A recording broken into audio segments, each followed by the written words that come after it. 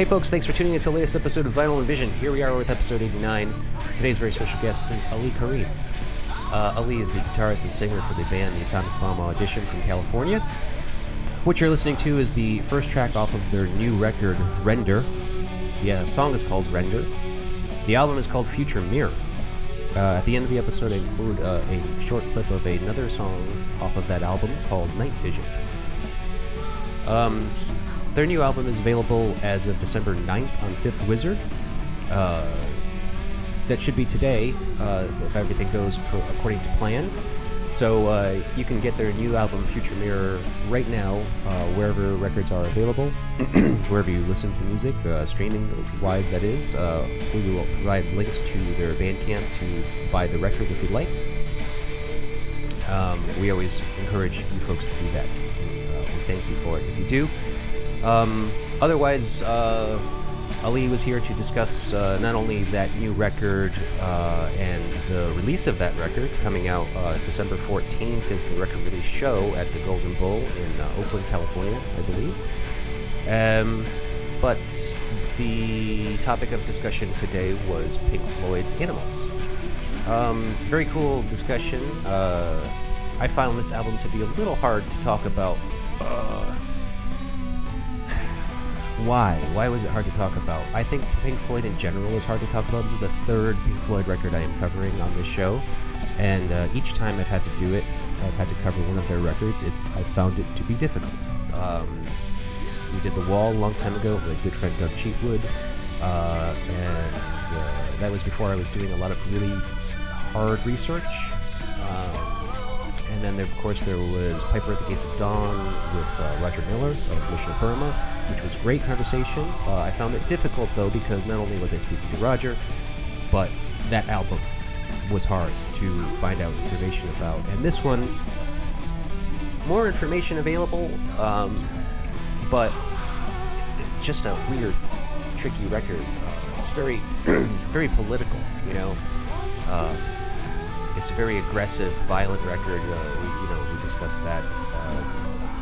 And there's only 4 songs written. I mean, 5 tracks, but technically only really 4 songs.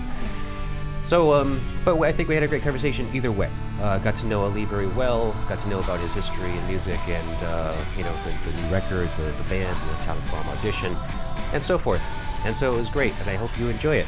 And if you do, all that we ask is that you please do all the things you do with the internet. Like, share, subscribe, comment, rate, review, all of those things. They help us out greatly, and we really do appreciate it. If you care to help us out in a more financial way, you can always visit our website, ecstatic.net. And any purchase you make there goes towards helping out the show. And we really thank you. Otherwise, we'll be talking to you guys very soon. Thanks. Enjoy.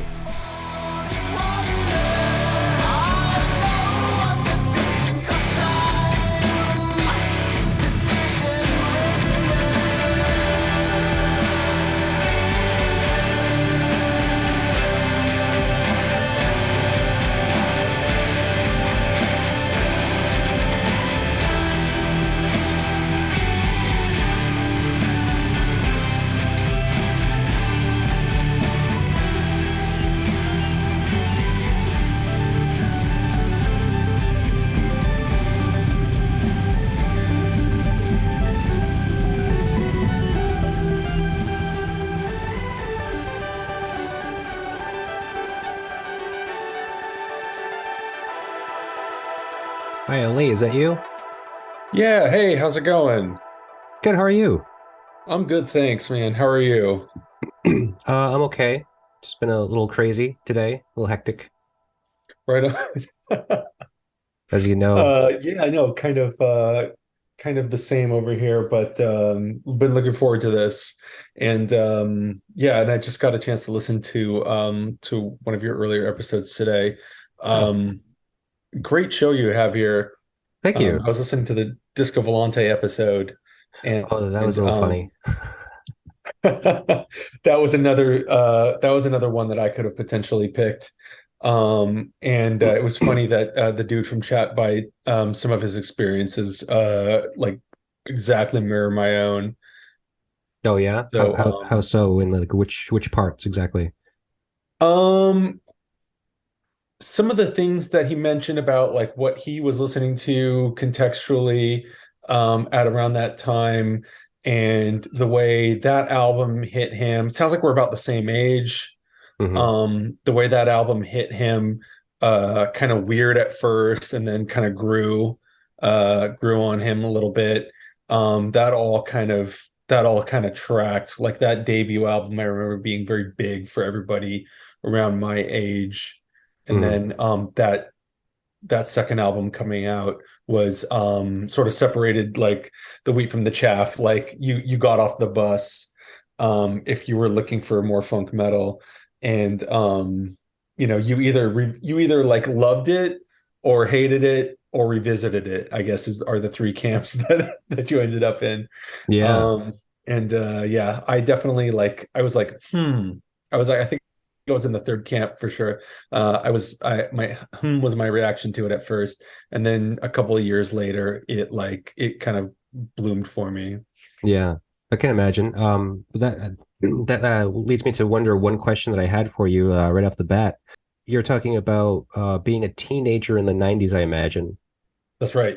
Okay, so you're getting turned on to Disco Volante, and you say how you might revisit it, or you're in the camp that would go on to revisit it. Something I read in your bio said according to your bio, three of the four members of your current band had attended Mills College. Are you one of those attendees? Yeah, that's right. Okay. That was definitely sorry, I'm preempting your question, but that was definitely Mr. Bungle was definitely something that set me on that road indirectly. Yeah, like to what? To understand music better, like in a more like educated sense? Um, it was really less that and more about like finding a community of people who were making music that was kind of like left of center, Right. and looking for something that wasn't going to be kind of the conservative conservatory context, because I frankly didn't have the chops for that. And I also was attracted to these things that Mr. Bungle was kind of like this stepping stone for. Like I mean, even for like things like Ennio Morricone, and just appreciating film music as a thing in and of itself, divorced from films. That was like they were the first step into that world. They were the first step into John Zorn, and the sort of like the New York like hybridized, not quite jazz, not quite experimental, not quite avant-garde, uh like kind of like scene of like strange, like freakish, like hybridizations of music. Hmm. And they were the stepping stone just away from just kind of the oppressive normalcy of rock, which I sort of proudly grew up with. But what you don't sort of realize is that you're getting this kind of like homogenized vision, this kind of pinhole vision of what's out there. Um, and they were a great sort of stepping stone to be like, hey, like there's all this other stuff. Right. Um, Yeah, and that kind of really encompassed everything. yes, A lot of yeah, and what I imagine your interests were at the time, like kind of metal, funk, rock, punk, heavy metal, all that stuff. yeah, yeah. So sort of graduating from like um mostly like diving into different strains of rock, of Mm. like US or UK based rock, into things like film music, into things like Bollywood soundtracks, into things like Ethiopian jazz, and just like expanding the palette in that way. And that was all like, that was all sort of like after going through the graduation course of US based rock, going from like hard rock bands to like heavier bands to like death metal, to like more obscure like underground stuff like black metal, and then finally going, well, what else is there? It's like, well, there's a shit ton of other stuff. It just Yeah. seems like you've sort of like ascended to the top of a mountain, but you've actually ascended to the top of this hillock that Yeah. that looked, exceptionally high to you from your vantage point. Right, right. Yeah, you're kind of uninformed, kind of uh, immature, I guess you could call it, take Yeah, on what music is, and what yeah, the exactly. And impression it's it like, has on you at the time. yeah, it's like growing up in Southern California and growing up without like an older sibling who could sort of direct me towards things. It really was like the music itself, like that needed to be the kind of the skeleton key to all these other things. Yeah. So you grew up in California. That's right. Okay. And Yeah, I grew up in like just outside of Los Angeles. okay. So you've been in California your whole life. I have been, yeah. Yeah, I Cool. grew up just outside of LA in the San Fernando Valley, and I've been in the Bay Area for about 20-ish years now, between Oakland and San Francisco primarily. Hmm. Cool. And that That's was, great. yeah, that was another thing that like seeing that there was like a weird music thing happening in the Bay Area, seeing like artists like Secret Chiefs 3 and Neurosis and Sleepy Time Gorilla Museum were kind of these attractors to this area as like, oh, this is a place where like weird rock can happen. And now I'm talking about like the early parts of the 21st century. In 2022, the Bay Area doesn't really look like that anymore. The music scene here doesn't really look like that anymore. There are still really interesting and creative bands here for sure, but it's gone through a lot of stages, and the resources for like being able to like stay here as a musician, they're scant. It's not as Sure. robust as like a place like New York. Really? Okay. I mean, it seems to me from a little bit of the research I did for you tonight was that you're pretty involved in a lot of things, not just music. It seems that you're kind of a accomplished writer. Is Yeah, that I do write. That's kind of like the main thing that I do for for work. I I write fiction. I work for creative agencies, and I co-developed a podcast with an old collaborator of mine, somebody who I went to Mills College with, actually, who created all the sound for it, and I wrote the first season of the show Hmm. alongside her. It it's a 7 episode, 6 to 7 episode, I can't remember now. Season, full season of an audio drama. Yeah, yeah, it's a scripted fiction, Thank correct? you. Yeah, Sci-fi. that's right. Yeah, thank you. I was a little Cool. tongue tied. It's called I/O, as in like off on. Um, and it is like a near future science fiction story set in the Bay Area about a sort of like a weird like basically imagine if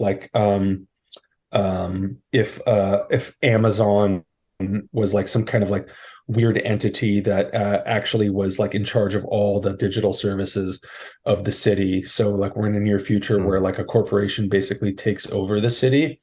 And there's this underground resistance that starts brewing against it. And we have our like protagonist who's a tech worker who used to work for that company. I don't know if you can hear my cat, by the way. I just did a little Um, bit. Yeah, yeah.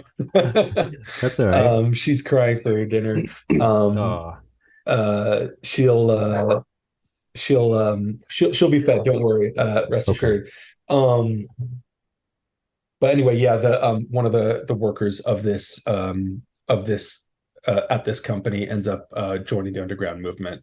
Hmm. So And it sounds a little bit yeah, like future telling.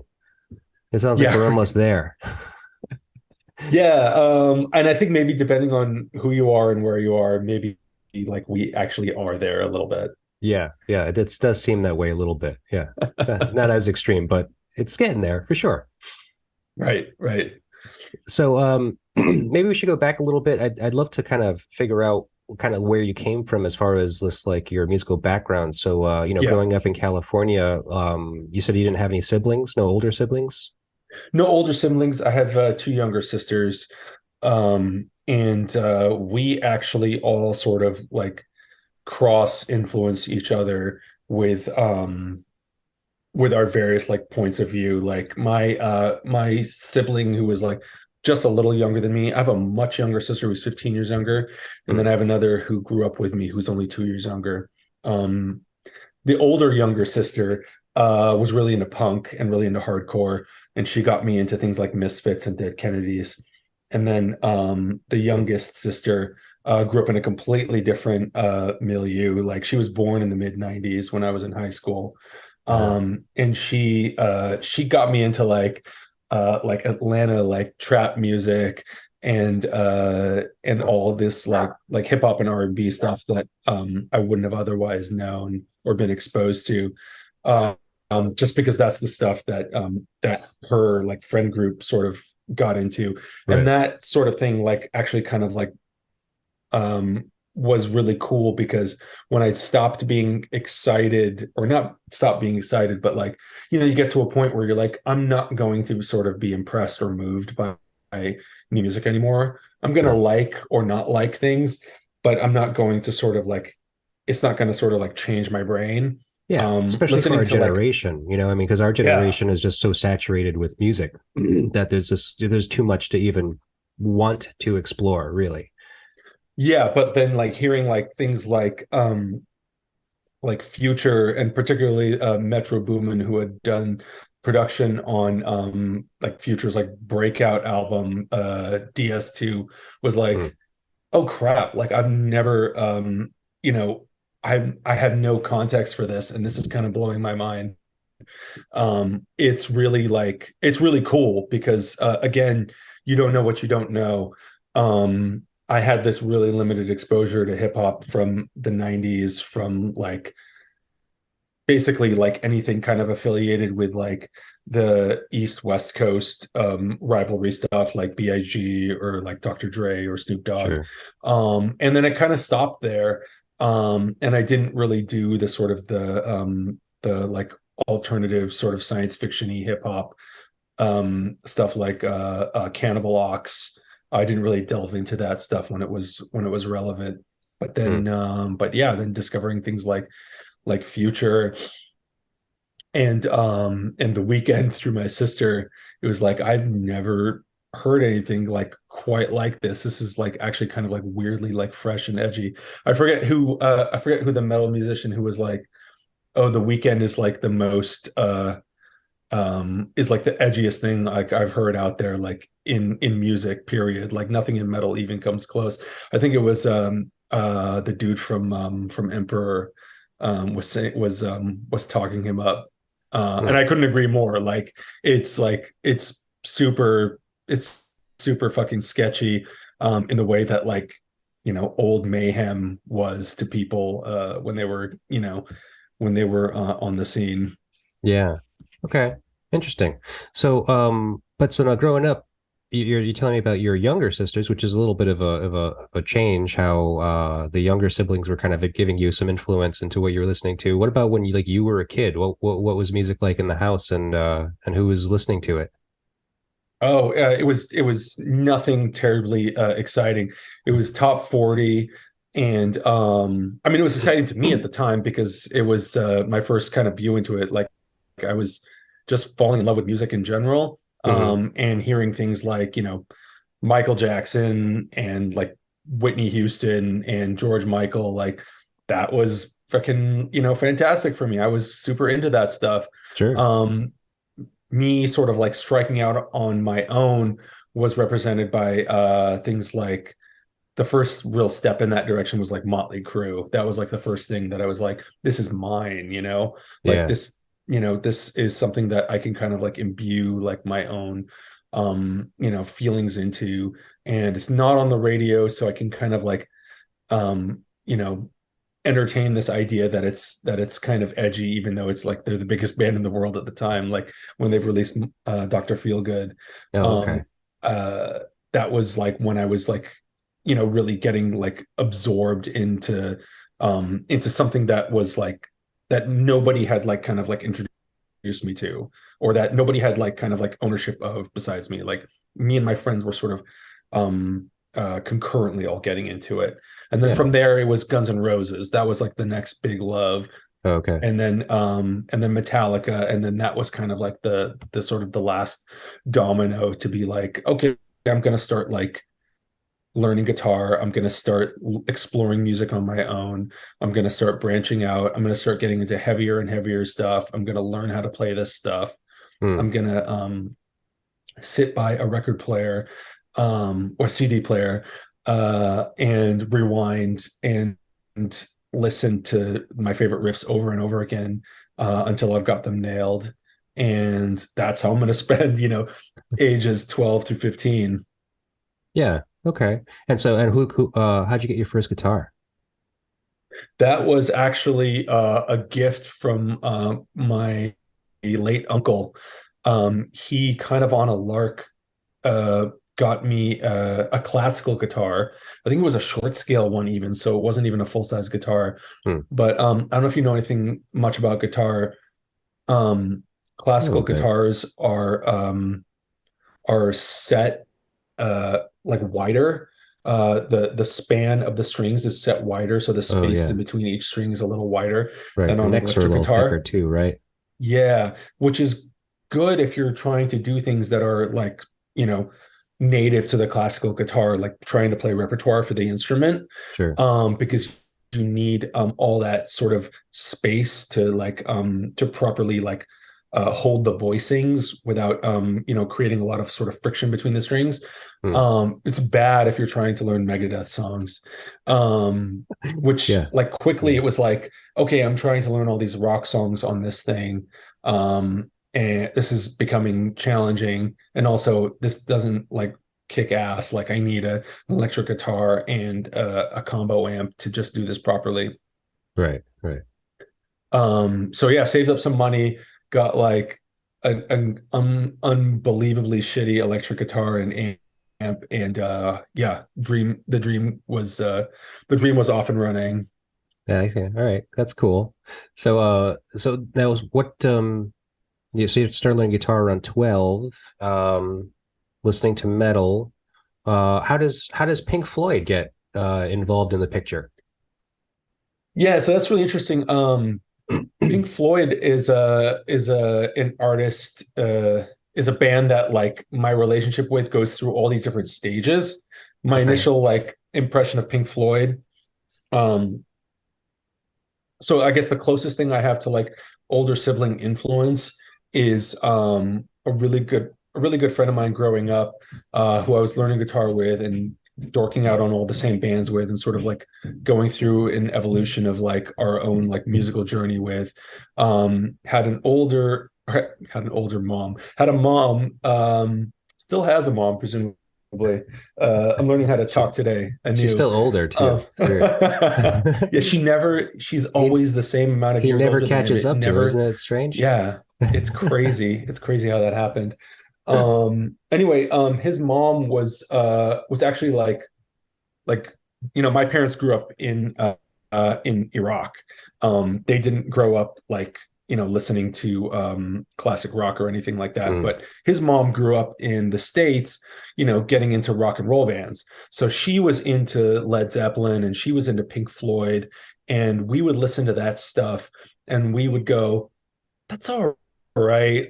But like, and this is around like age, like I'm telling you, like around like 12, 13. We're like, that's all right, but it sounds kind of old for our ears. Mm. And while at the same time, like we're listening to like older Led Zeppelin, we're listening to kind of Led Zeppelin kind of throughout their various eras, from like from Three to Zoso to Houses of the Holy. We're hearing all that stuff.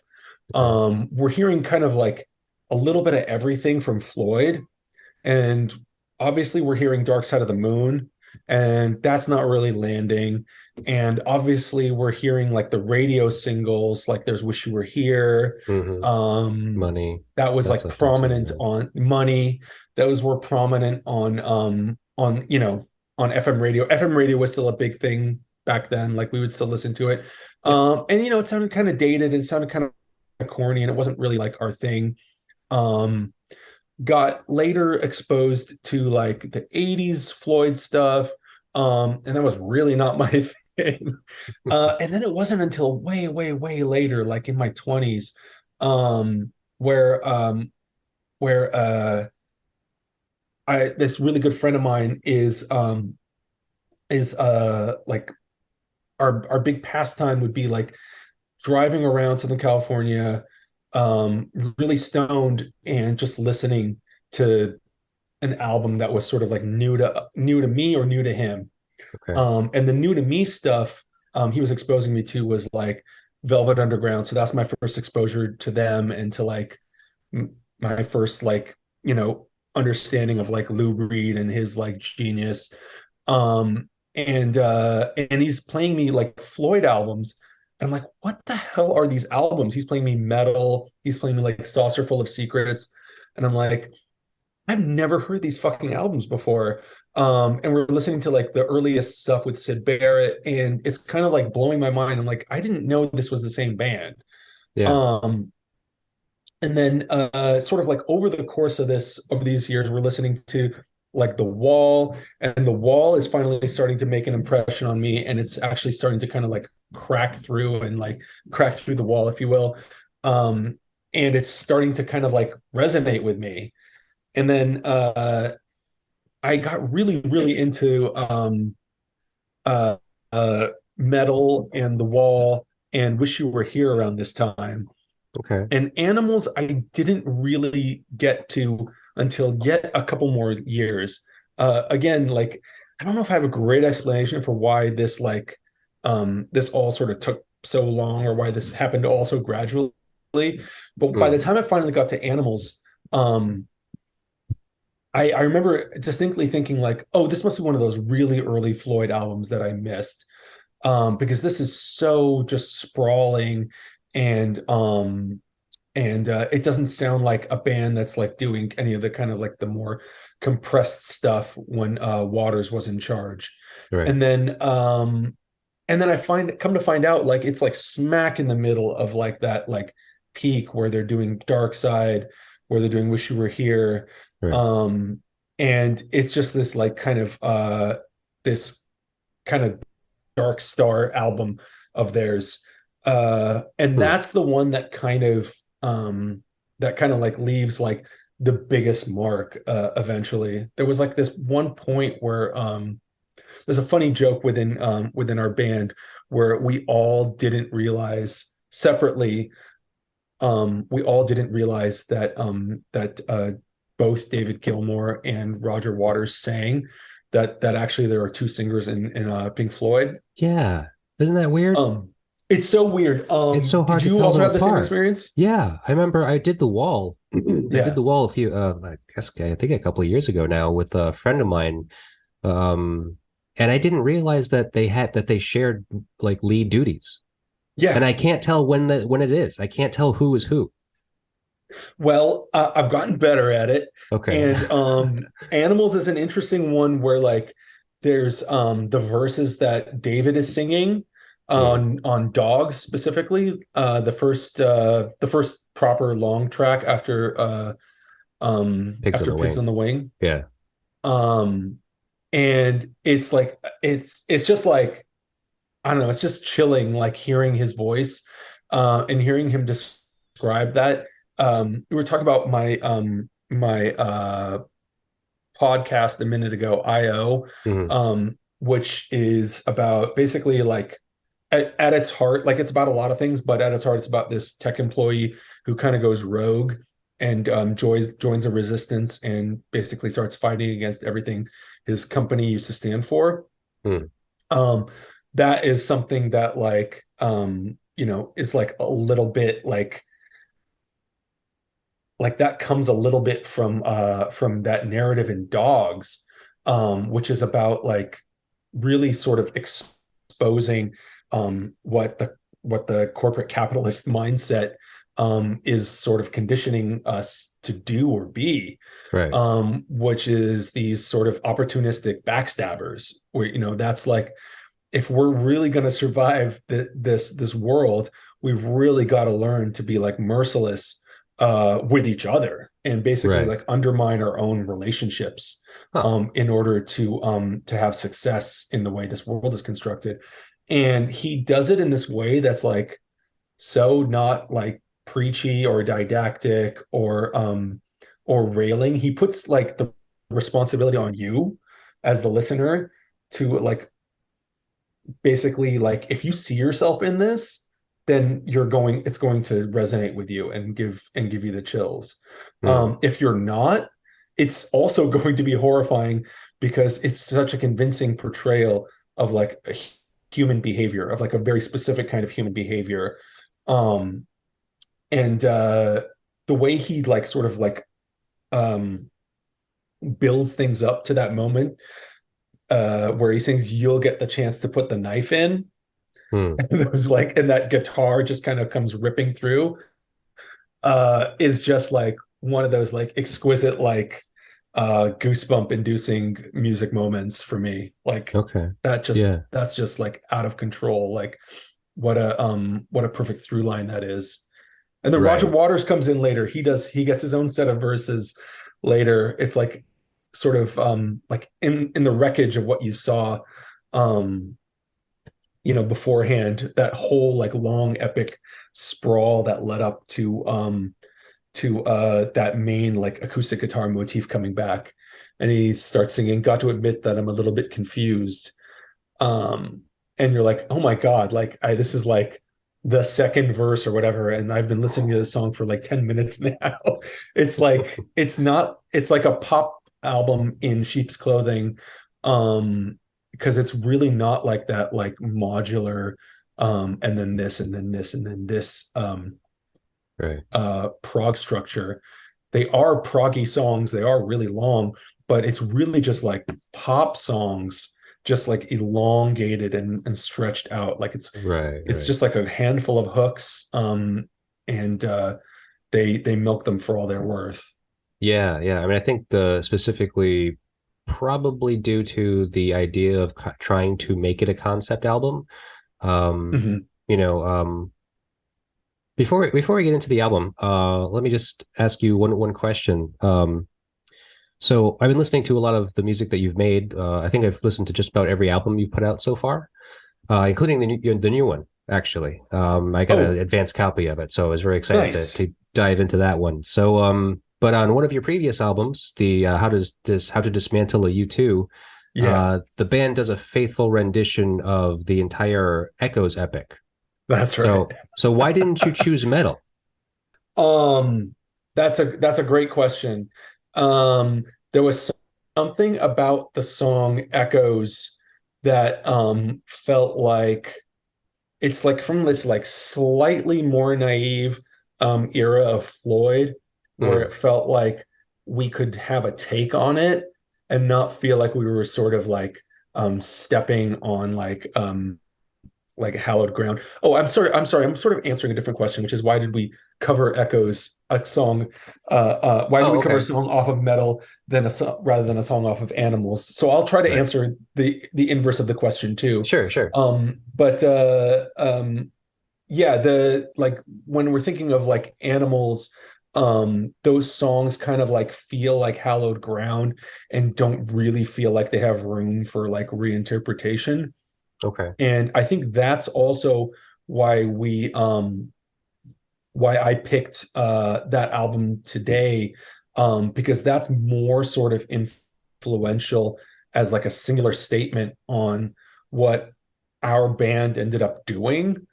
Um, this was sort of like a collective pick, that like that's the Floyd album that kind of like resonates like hardest for all of us. And we all love um, that era like of metal as well. Hmm. Um, but it's not quite the same thing as that's like sort of like um, that it's not as much of a thing that like sort of spurred us to do what we do. Yeah. in the Okay. same way as Animals did. So we thought Animals kind of like represents something that like feels more kind of in our like cells as a band. Yeah. Yeah. Yeah. Excuse me. I've been sick for the past couple of weeks. Oh, no Um. worries. Uh. I think that I can see that pretty clearly. I mean, from what I can remember and consider about your discography, um, your music is very obviously it has a heavy rock edge. You know, it's kind of classified as metal, but it definitely has kind of like sonic landscapes, ethereal moments. It has kind of pop hooky moments. It's kind of has a mixed bag of things, and Pink Floyd seems to be a pretty close connection to that in that they were very experimental in a lot of regards, in a lot of ways. So, Yeah. and this album, I guess the connection is possibly the theme and being a thematic record. And obviously they were good at that. They've obviously already had a massive success between Dark Side of the Moon and Wish You Were Here by the time this album came out. And then shortly after, as a matter of fact, immediately after this record, they put out The Wall, which is another timeless kind of concept record. Yes. And that's an album that's an album that's almost like too sort of like obvious to say as like a as an influence. Mm. It's not as much of a direct influence on this band, specifically because the idea of like the Wall is I see as sort of a rigid concept album Mm-hmm. where it's very specifically narrative focused, and Animals is sort of more of like a loose concept album where it's more Yeah, thematic right, and not as narratively strict. And I think the right. loose concept album thing is something that we're always like that's always kind of hanging in the back of our minds whenever we whenever we're putting together like a full-length recording of original stuff. Yeah, so it's more open to interpretation. You know, I Yeah, mean, exactly. like what I learned about this record, essentially everywhere that I looked, every book that I looked in, every podcast I listened to, every video I watched, it was all basically the same information, you know, about this record. It was all the same things. It was just like, you know, there's only essentially four songs on this record. Yeah. It's loosely based on George Orwell's Animal Farm. Hence the titles of the songs being named after animals, dogs, pigs, and sheep primarily. And yeah, but the lyrical content is where it gets tricky because even though you can consider the connection to Orwell and Animal Farm, if you're familiar with that novella, I'm not actually. I've never read it before, but knowing what I know about it, yeah, you can kind of make that connection, and you can kind of like I noticed that people were always kind of just gearing towards it. But if you really dissect it and kind of like what you were saying about dogs, I think that you have a much better kind of more a better understanding of what they were attempting to do lyrically and musically than just kind of the average listener that's just like, oh, that's right, yeah, Orwell, of course, yeah, of course, Animal Farm, you know, it's a you know it's a criticism on class warfare or whatever. Yeah. So yeah, it's a little bit more subtle than that. I think I think the Animal Farm framework almost exists for like as like a last resort. Like if you're having such a hard time understanding where they're coming from, uh that you need this kind of reference point, then that's there, and it sort of tracks. Mm-hmm. It definitely like there's definitely something like massively Orwellian about that album. Um and but yeah, but if you definitely like would do well to just like find your own meaning in this record. Sure. And it's funny because we so Brian our drummer and I happened to go see Roger Waters on his like 2017 tour, I want to say. And he had just finished wrapping up the previous year, his wall tour, which was like recreate, like playing through the wall in its entirety, as part of the evening. And there was no theme for this particular tour in 2017, but what he did end up doing was he did end up doing like a set that was almost entirely devoted to animals. And it was kind of this surprise because it wasn't in any of the promotional materials. And it was very like politically oriented imagery that they had set up. Uh, funny funny story, degrees of separation thing. Scott Evans, who recorded this album with us, he's the guitarist from Kowloon Walled City. His brother is Roger Waters' creative director. Oh, okay.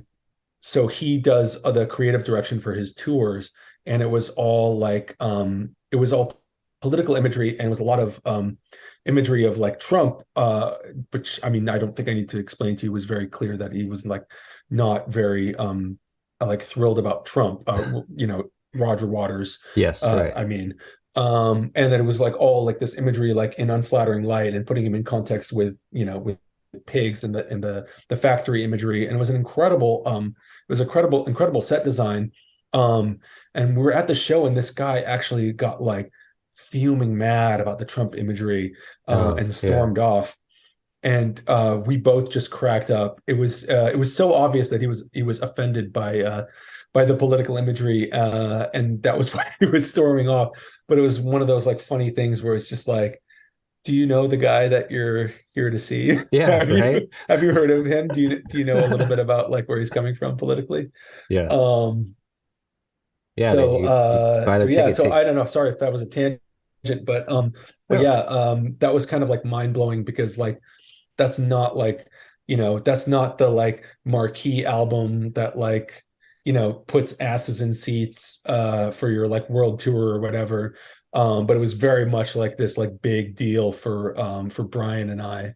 Yeah, and for a number of his deep fans, I'm sure, because especially if you weren't expecting it, I mean, to be able to kind of hear a live rendition of these gems, that is a very, I mean, this album realistically is very underwhelming as far as like kind of a fan appreciation. I mean, it's certainly under the radar of Pink Floyd albums, I think. Yeah, I don't think it ranks very high. There's no single. Like Pigs on the Wing doesn't really count as like something that you would like put on the radio. It's not even like, it doesn't even sound like an entire song. It's like a verse. Yeah, it's like I mean, even if you verses. if you put the two parts together, maybe, but yeah, maybe it still doesn't work. Yeah, you can't really do a radio edit of anything, and have it come out halfway coherent. Oh yeah, I can imagine that you couldn't. I mean, I think I was reading somewhere, someone said something along the lines of just like, you kind of have to mention that was how intentional it was that they kind of didn't make a single off this record. And you can't. Oh, yeah. I mean, like if you think about these songs, there's no way you can cut it down and have it still have the same effect. No, absolutely. And I was reading something about how this was like the end of their like this unlimited recording clause in their contract. Oh, right. They had like all this time to record in their own spaces. And part of it was like baked into their deal. And so this was like the last album of that. Man, this is crazy. It's crazy. It's like it ended just before this record, and so they were kind of like up against the wall, like kind of trying to figure out what they should do. Ultimately, they had all the tour gear that they had to store anyway, so they figured, okay, well, let's buy a building and build our own studio in it. So this is the debut of their own studio work at Britannia Row, and so that's a little bit of a underappreciated fact too, because they've always been so almost like like the recordings always just kind of seemed magical. Like they just had a much higher level of sophistication, due to in part a lot of experimentation in the studio to get really great effects. And this one is much more sparse in that degree. Like there's a lot less kind of like studio tricks. It's kind of more of a stripped down record, really. Yeah. You're saying Animals is a bit stripped down. Yeah, yeah. Yeah, it's not, what's funny, you can easily imagine like just the four of them executing it in a way that even like, I mean, I remember when we were trying to do Echoes, it was like challenging to just like execute it as four people. There were Hmm. definitely like layers and things that we were missing. And then like it seemed like they were getting more and more into that studio, something that can only exist in the studio type of recording. And then here it does seem like a little more stripped. Yeah. Well, there's like no backing vocals. Right. There's very few like ethereal things. I mean, like in some of the songs, you can hear some of the animal play. You can hear like the dogs and the dog song. But nothing like really weird, nothing like Adam Hart Mother, where there's No. anything orchestral. There's none of that weird like background noise, like like that egg frying in a pan and a tea kettle going off. Like there's not a lot of that stuff. Yeah, that's right. That's right. Um it and yet it's also like um it's a very confrontational album, and it's also kind of like almost a little bit raw. Yeah. Yeah. I would agree It's with it's that. it's Yeah. it's really it's really interesting. I don't remember what their thoughts about it were. I'm always so interested about this, Hmm. what the actual band thought about it. Okay. I Well, have this. I have a Oh quote yeah, from please. Roger Waters here. It says, "It's a very violent album, Yeah, violence tempered with sadness."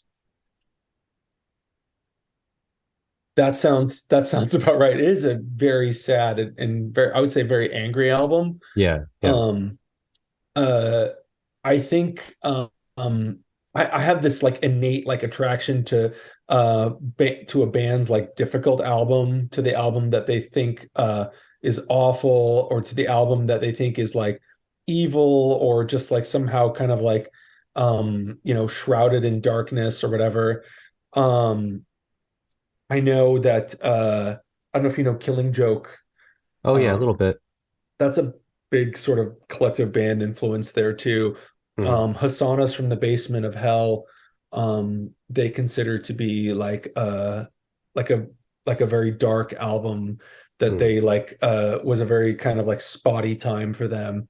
Yeah. Um, and there's a handful of other albums like that, where like the band like has virtually disowned the record, or doesn't like think fondly of either the sound or the time that they had making it, that I just love and have Oh, like okay. a thing for.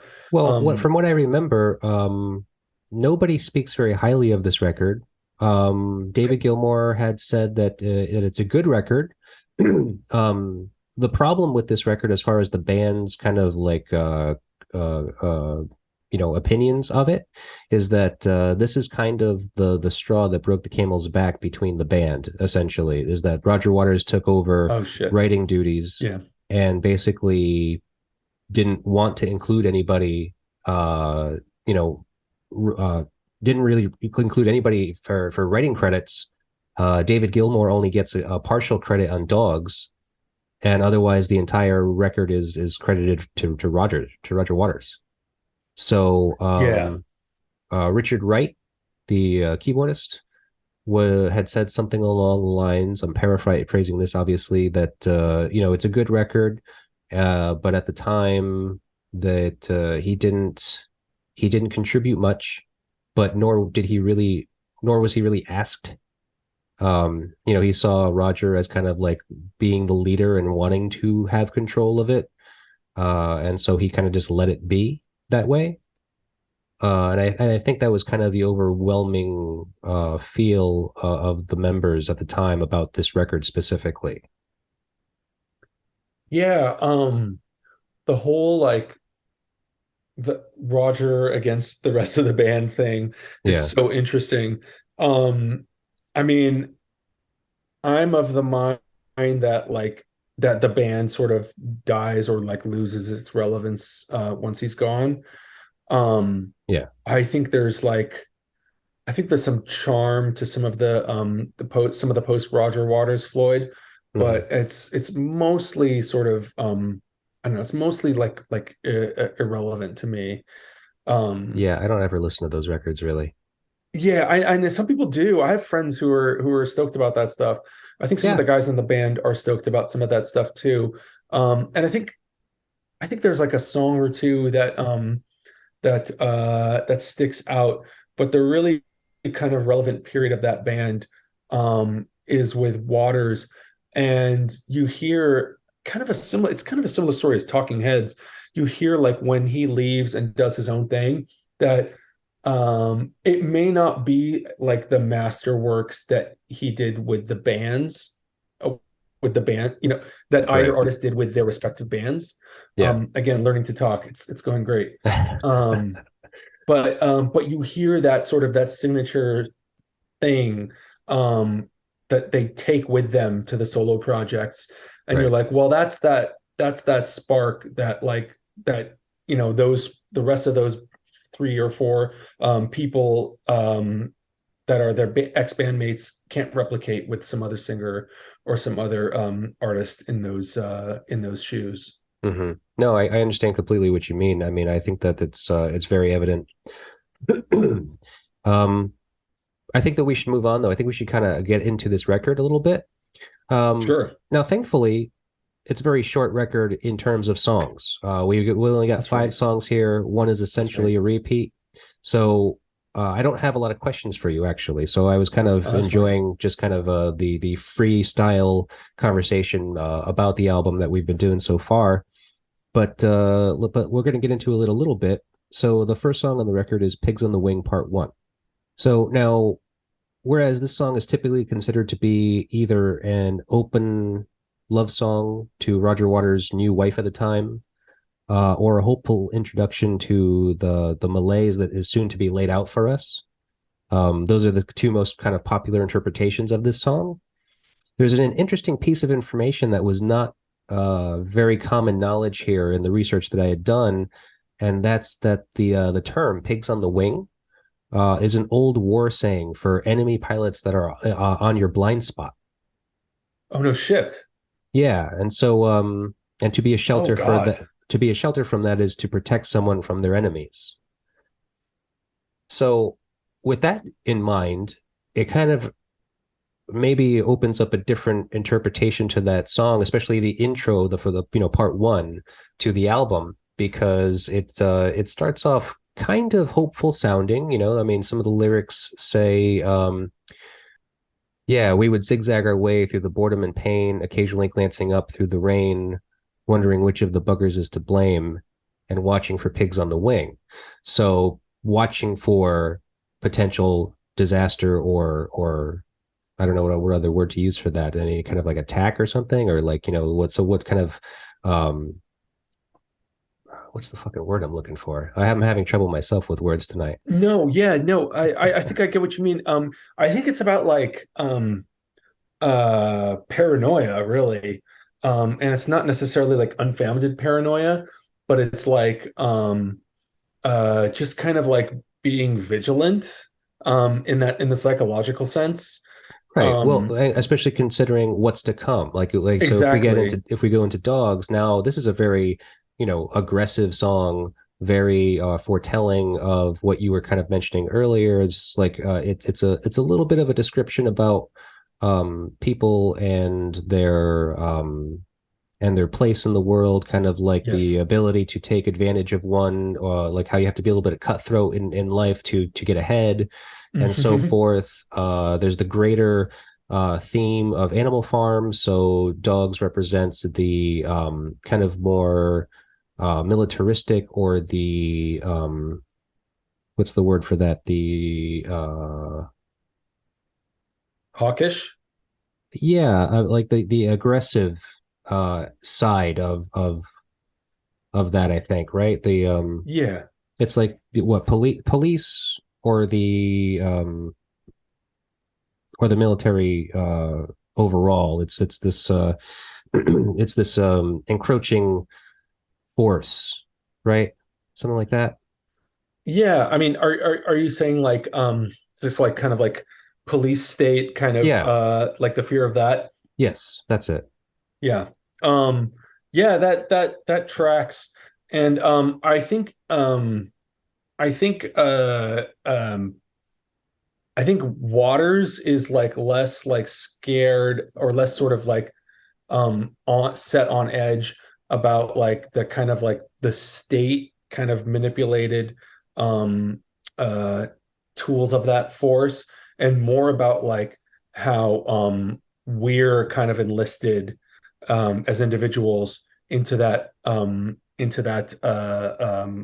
doing that work. Like it's, I don't know if you like read like Foucault or like or you know just are familiar with his ideas or whatever about like how the panopticon works, and about how basically there's all these like sort of tools of the state that enable people to just basically police themselves and each other, Mhm. so that just simply the idea of surveillance gives, I'm incredibly like reducing and bastardizing and paraphrasing here, but That's okay. basically just the specter of surveillance gives us makes us behave.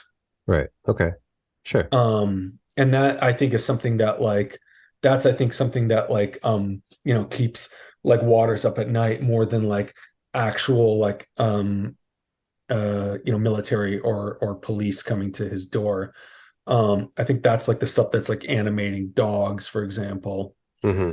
um but yeah, he obviously has only grown more like um you know sort of his concern is only sort of like bloomed in his older age about this stuff. He hasn't even remotely relaxed his stance on this stuff Hmm. as he's grown older. He's caught a lot of flack just this past year for some of his comments on like various like foreign policy decisions, Uh, you know, in primarily obviously like in UK and US governments. yeah. But yeah, this is like I think I think maybe realizing that this album is so sort of political, and how the political becomes personal. I think they realized like how much of like a sort of a long shot this was commercially. Hmm. Most other Floyd is more on the ground level in terms of like it's about relationships, it's about like people's interactions with each other. And this is like such a like more kind of like you know kind of more of like a Molotov cocktail of an album. Hmm. Yeah. Yeah. That's a great metaphor for it, actually, considering. um, all right. Well, so Pigs in the Wing Part One. I mean, I kind of like really kind of glazed right over that, but yeah, the old war saying about it, about the, you know, it depicting enemy pilots in your blind spot. I mean, you seem to Yeah. be kind of impressed by that bit of knowledge there. Yeah, I was actually. I didn't give me any because I didn't really have any thought about what that title meant, and I never really gave much thought to that song itself. It was more like um I don't know. I always thought of that song as like um something kind of there to keep you from totally despairing if you needed it. Right. um, Right. just a way to kind of like it's a framing device, I guess. Sure. Yeah. Ease you It's into the record. yeah, yeah. I mean, it functions like a picture frame in a lot of ways. Um, just to kind of give you some context, some like hopeful context around what you're about to delve into. Right. Exactly. So yeah, so while I never rated it very highly, I would never want it to like not be there. Sure, sure. I mean, it can't not be there to complete the piece. I mean, it's Yeah, that's the thing about a concept record or a theme or a thematic record, is that, you know, if you take away any part of it, it kind of loses a good portion of its meaning. You know. it's also so like it's also so like, ooh, I have an idea uh on the part of Waters. And I'm almost I'm pretty confident that it was a unilateral decision to start and to begin and end the album with those tracks. Yeah, yeah. As a matter of fact, they were added on last minute. Yeah, Yeah. which I take to mean Waters in a mixing session with no other members of Floyd included. Yeah, and even if they were, they'd be like, "I'm just going to take care of this, guys. Just sit back, okay?" Yeah, I got it. I got it. Yeah. All right. Well, let's move on to the second track, "Dogs." Uh, Hmm. Now we've already kind of tackled a lot of about this song already. It's the longest track on the album, and so obviously it kind of has a very integral part to this record. But so in trying not to write a book over this subject, it's pretty evident to me that the majority of the inspiration for this album came from a connection to George Orwell's Animal Farm. Um, Now, granted, your new album, Future Mirror, isn't a concept album. What could you say has influenced its creation? Well, a lot of life and a lot of death. Hmm. I I think like we all kind of like went through um a lot of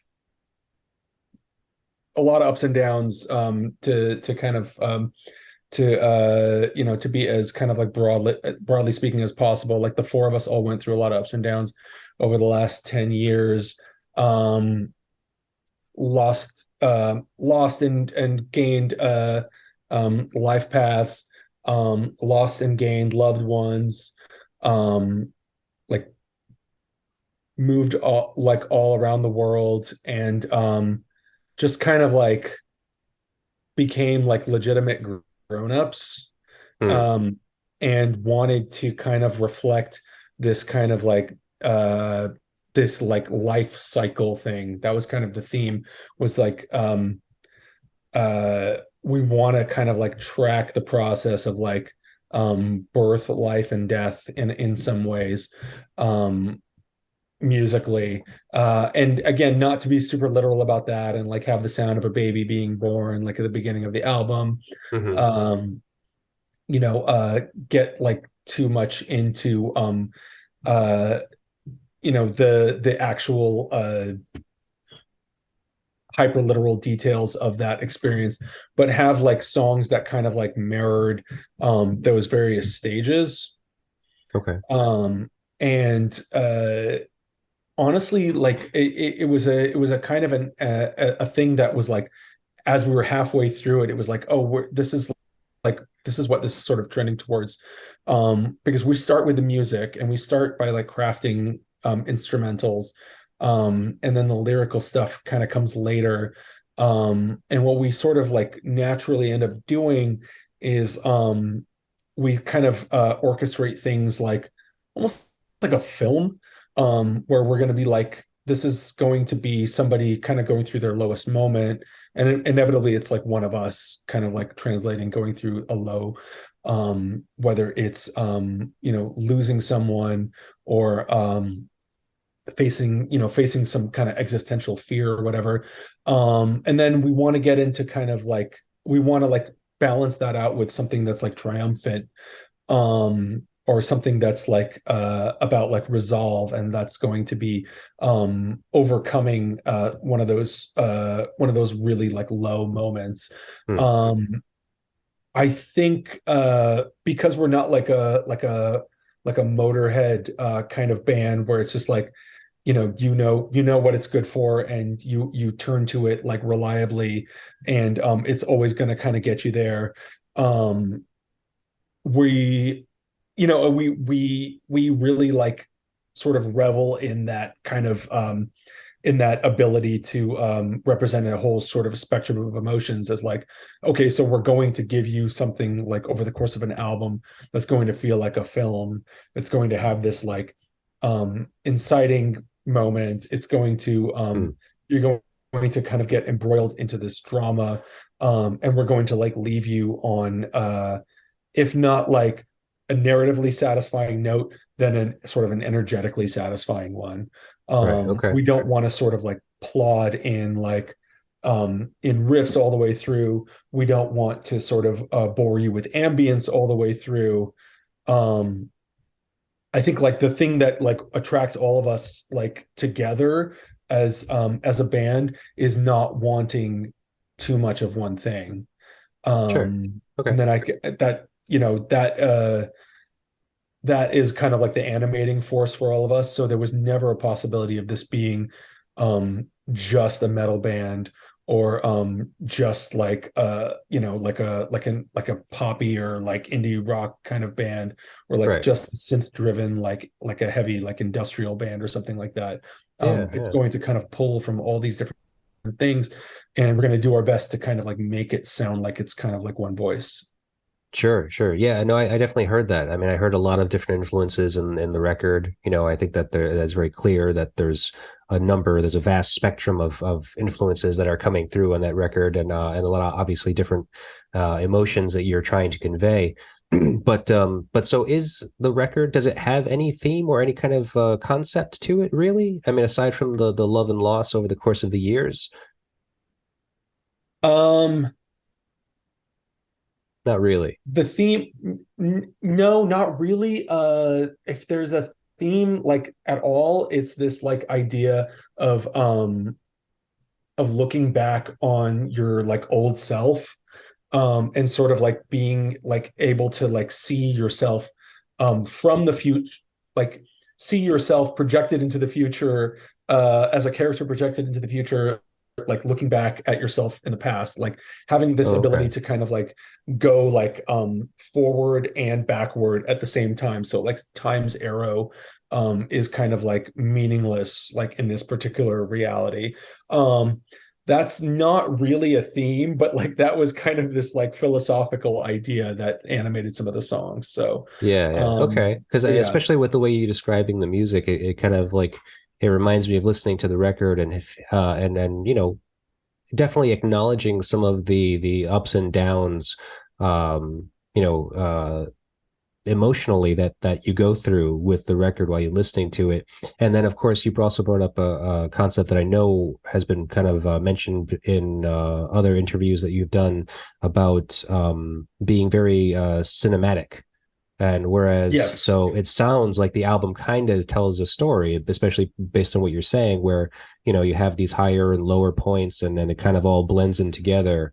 So if you're looking at it as if like a single piece of cinema, then obviously you're obviously moving through a story of some sort.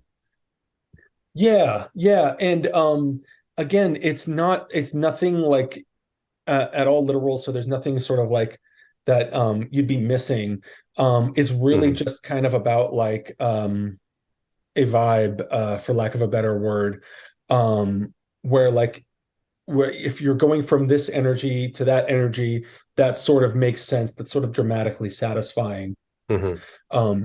I can feel what it means, even if I can't articulate what it means. Sure. Okay. Cool. Well, that's what I thought.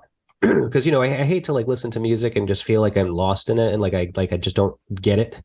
Um, I think that there's a lot there in the music that I just haven't had the time to really, maybe grasp it completely or hear every word in the piece and therefore kind of understand it better. But I know that there's things there. I can tell that there's things there. Just kind of like listening to this Pink Floyd record is just like there's stuff going on here, but until I really start sitting down with it and really start doing the research and like kind of sit with the words and the music at the same time, I'm not gonna put those pieces together necessarily. Yeah, and I mean, you're talking to somebody who's also like had like completely delusional ideas about what like an album meant, and like came up with like my own concept for albums that didn't have them whatsoever. Mm-hmm.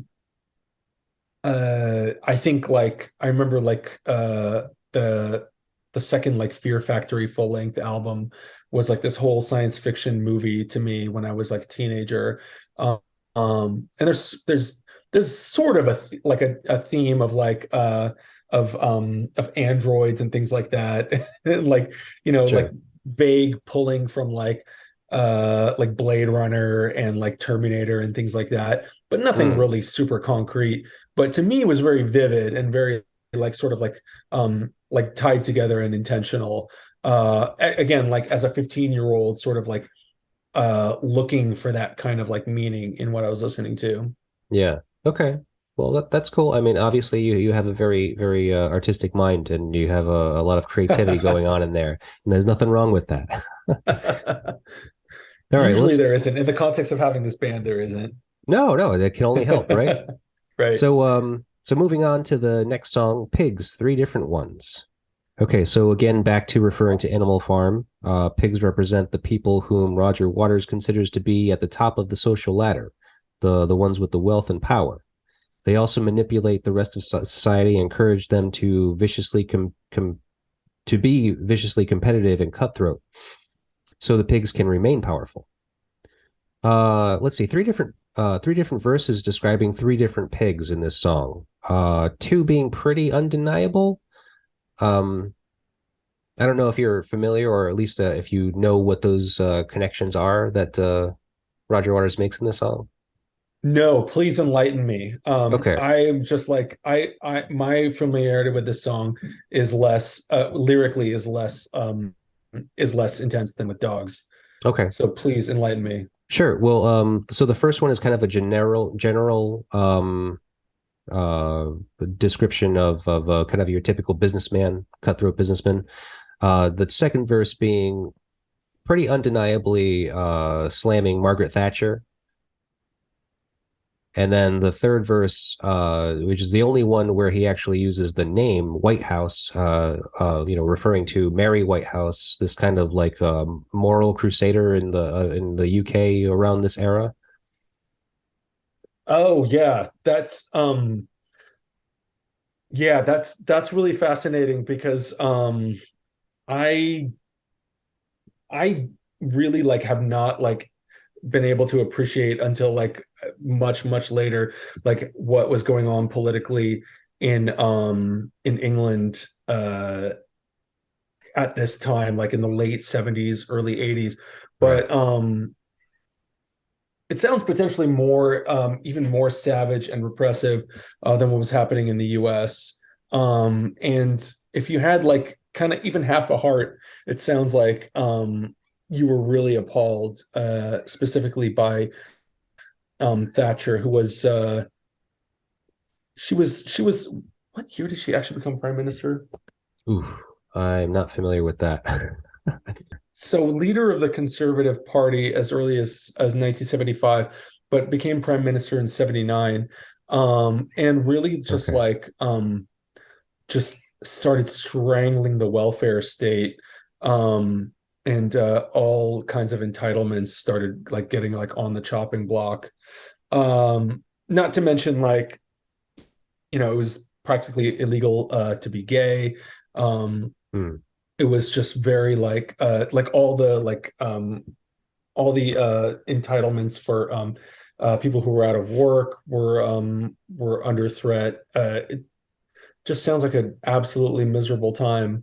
Um, it's interesting because this is like the point in the set when we were seeing Waters play, where he really sort of like turned the screws and made it about Trump. Right, right. Yeah, and that's kind of what I was wondering. Like, I guess we can pretty easily, we could pretty easily rework this song to include like U.S. politicians and kind of be more of a current statement. So I mean, like, so Yes. what is your opinion on politics? You obviously are a fan of Roger Waters. You obviously understand that he's very outspoken. Like, so you're kind of and side with him in a couple of ways, at least I suppose. Yeah, no, for sure. I mean, I definitely like count myself as a progressive. I grew up in a kind of I grew up in the suburbs of Southern California. I didn't grow up with like, my parents weren't like labor organizers or like fighting the man or anything like that. It wasn't really until I got about college age that I was exposed to anything remotely like activism or legitimately progressive politics, and also to this idea of the Overton window. Am I getting that right again as I'm learning how to talk? It's you're Where schooling me. I'm not familiar with it. Yeah, where let me make sure I'm getting this right. Basically, according to Wikipedia, the range of policies that are politically acceptable to the mainstream population at a given time. So, things like entitlements, things like gay marriage, things like abortion rights. When they're illegal, there's a big, there's a largely mainstream sense that like they should stay illegal. There's a fringe of people who believe in human rights that will push and push and push for that, and they will see that once there's movement on those policies, what is mainstream and acceptable sort of shifts. Mm-hmm. Now, this sort of like kind of varies depending on what kind of policy you're talking about, but generally speaking, like what we think of as right and left are very, very like right leaning in the United States. And we have this whole range of things like, who should have access to health insurance and whether or not it should be tied to employment. And it's this ball in play. And it's not a ball in play in other countries because they've socialized it, and it's acceptable to consider that it's a right and that everybody gets access to it. Right. It's a ball in play here because there's a lot of money in making it, a for-profit industry. Right. Like privatized insurance. Yeah, and that's a thing that I disagree with. I think that keeps people sort of fearful in their decision making. It sort of like you're this very, very sort of elemental thing like your health and well-being is tied to not just whether or not you have a job, but the quality of that job. Right. And if you can't get like a sort of like one of these like premium employment opportunities in the United States, or pay like an exorbitant amount out of pocket, then you're excluded from this. You're excluded from this. Again, very important. Feature of daily life. Yeah, like general health, like well-being. Yeah, and and sort of spoiler alert, ill health will come for every single one of us. Yeah, eventually. So it so that kind of stuff matters. So in as far as like I have any kind of like political points of view, they definitely skew progressive. And I definitely think like we benefit from like pushing things leftward in this country at this time, specifically because we've quietly pushed things rightward for actually quite a bit longer than we realize, and are kind of like paying a price as a result. Right. Yeah. No, I can see that. Okay. Well, thank you for sharing your opinion on that. I know it's a tough subject. I actually don't like to talk about politics a lot, but this album is heavily stymied in it, so it's kind of unavoidable. So Sheep is the next song. Pretty easily connected to the idea that the great majority of people blindly follow leaders without question, but also implied is the song in this song is that the sheep, being as many of them as there are able to overthrow the dogs. So thinking about the new album and the time between Future Mirrors and Infinite Fires, your last EP, well, what do you think were the struggles leading up to it, and where there and where were the difficulties and or the boundaries that you had to overcome, if any? Yeah. So Honestly, it was hmm. I was about to say it was easy, but it wasn't easy. That's not precisely accurate. It was very hard at times. I should say that the creativity came easily and determination.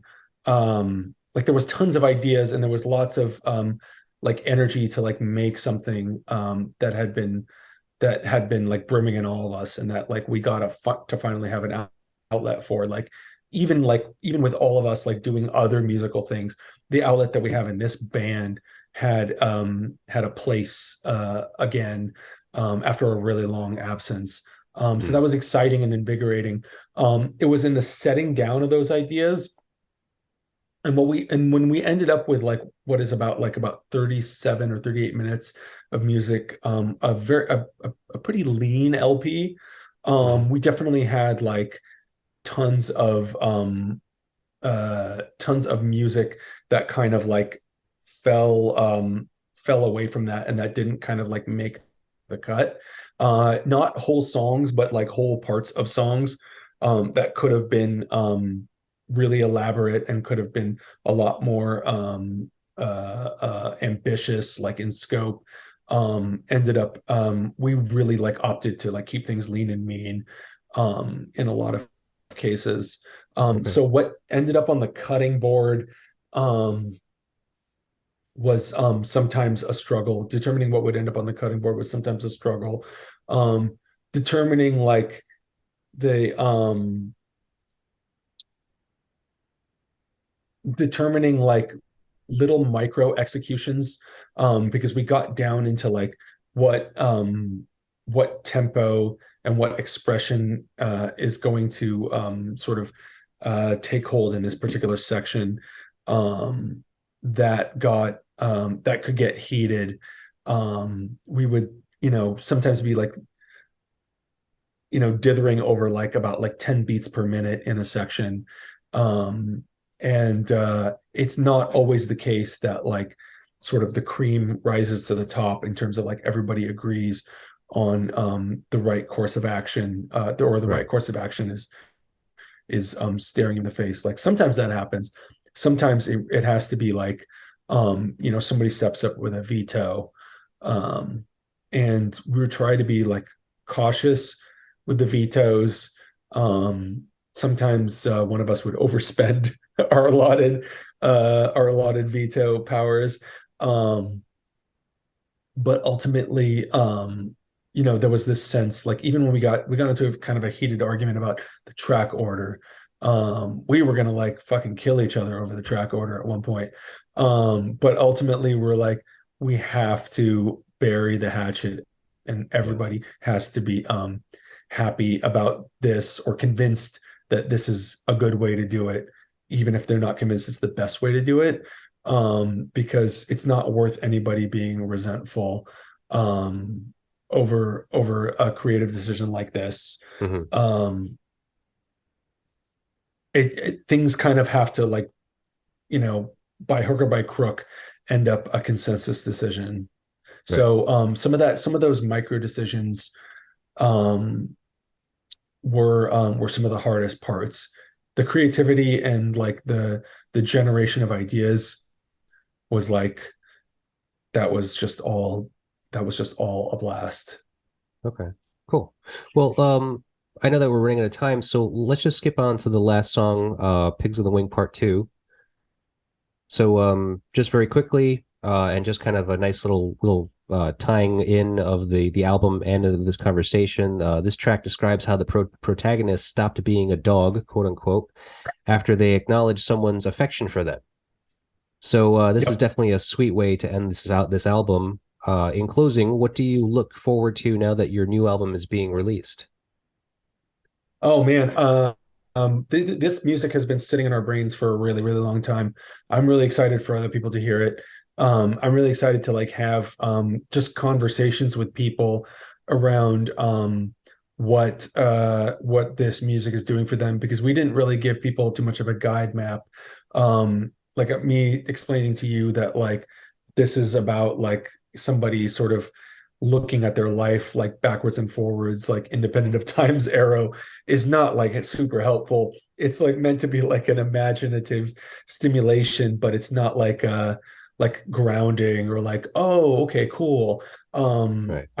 I get that now. I get that better now. If anything, I've made it like harder for you to ascertain what it is that I'm getting at. But I think when you hear the music,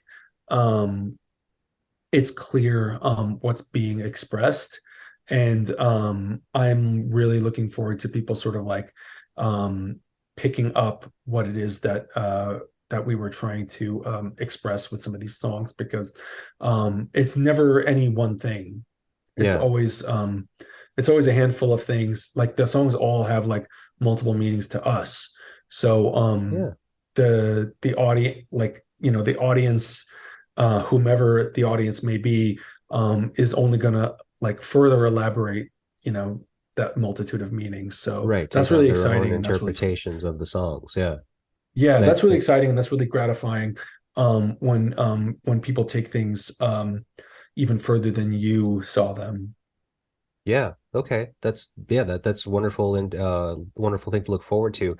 And you have one show coming up that I know of, the release for the record, correct? That's right. Yeah. We have a record release show at the Golden Bull in Oakland. I don't know when this airs. It might not be enough time to plug it. Yeah. What's the date for that? December 14th is the show. Oh yeah, I think it'll be out before then. Okay, awesome. Yeah, so that's the record release show. You can find our upcoming shows once we have a couple things in the works.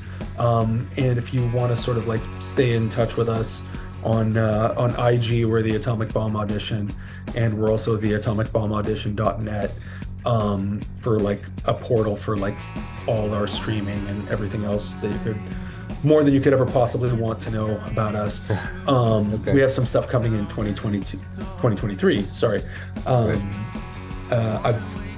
finally like picking up some English now, finally, at the end of this conversation. You've been doing great. Don't worry about it. Yeah, so we have some stuff brewing for 2023, and you'll be able to find us wherever we'll be in the coming year there. Okay, perfect. Well, Alee, thank you for the time. It's been wonderful speaking with you and getting to know you better. Yeah, you as well. I really appreciate it. This is such a cool show you're doing. Looking forward to listening to more of your stuff. Well, thank you. Listening through the back catalog. It's a really dope show, and you're a great host. Thank you. I appreciate that. It's very rare. People don't always have a good voice for podcasts, but you do. Thanks, man. So, appreciate it. So take advantage of that. Even though I've been a little sick, it's all right. Still doing it. No, it's all right. It sounds good. Sounds good. Cool, man. Well, hey, have a great one, all right? Yeah, you too. Thanks so much for the time.